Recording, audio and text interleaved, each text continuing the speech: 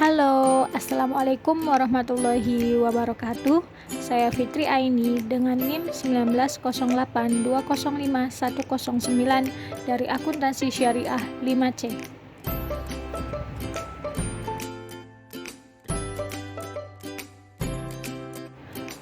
Video kali ini dibuat untuk memenuhi tugas mata kuliah akuntansi sektor publik dengan judul Jenis-jenis anggaran sektor publik. Yang pertama ada anggaran tradisional. Anggaran tradisional adalah suatu cara menyusun anggaran yang tidak didasarkan atas pemikiran dan analisa rangkaian kegiatan yang harus dilakukan untuk mencapai tujuan yang telah ditentukan. Ciri-ciri dari anggaran tradisional adalah yang pertama, cara menyusun anggaran yang didasarkan atas pendekatan incrementalism. Yang kedua, struktur dan susunan anggaran yang bersifat line item. Dan yang ketiga, anggaran cenderung bersifat sentralitis. Kemudian yang kedua ada New Public Management. New Public Management berfokus pada manajemen sektor publik yang berorientasi pada kinerja, bukan berorientasi pada kebijakan.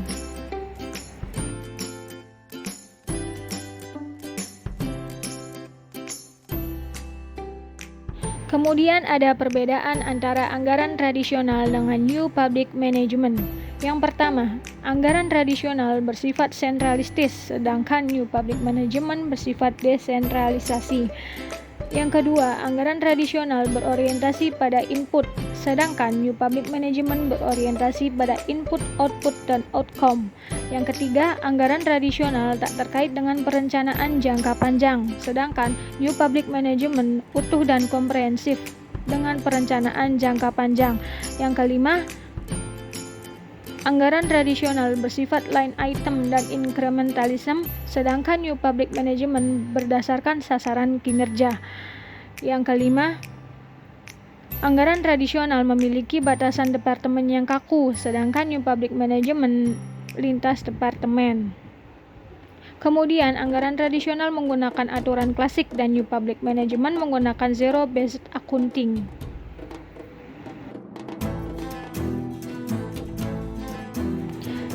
Selanjutnya adalah anggaran kinerja.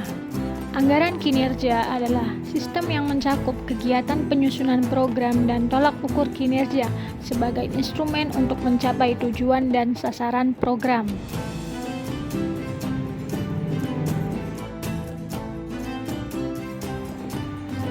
Kemudian ada zero-based budgeting.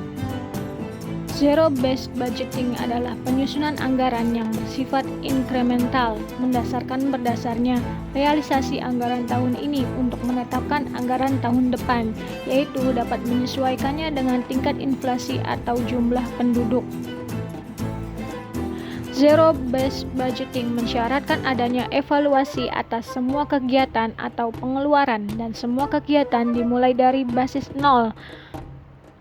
Kemudian proses implementasi zero-based budgeting ada 3, yaitu yang pertama, mengidentifikasi unit-unit keputusan, yang kedua, penentuan paket-paket keputusan, dan yang ketiga, meranking dan mengevaluasi paket keputusan. Kemudian jenis anggaran yang terakhir adalah Planning, Programming, and Budgeting System atau PPBS, yang merupakan teknik penganggaran yang didasarkan pada teori sistem yang berorientasi pada output dan tujuan, dengan penekanan utamanya adalah alokasi sumber daya berdasarkan analisis ekonomi. Kemudian ada proses implementasi PPBS. Yang pertama yaitu menentukan tujuan umum organisasi dan tujuan unit organisasi dengan jelas. Yang kedua, mengidentifikasi program-program dan kegiatan untuk mencapai tujuan yang telah ditentukan. Yang ketiga, ada mengevaluasi berbagai alternatif program dengan menghitung cost benefit dari masing-masing program. Kemudian yang keempat, pemilihan program yang memiliki manfaat besar dengan biaya yang kecil.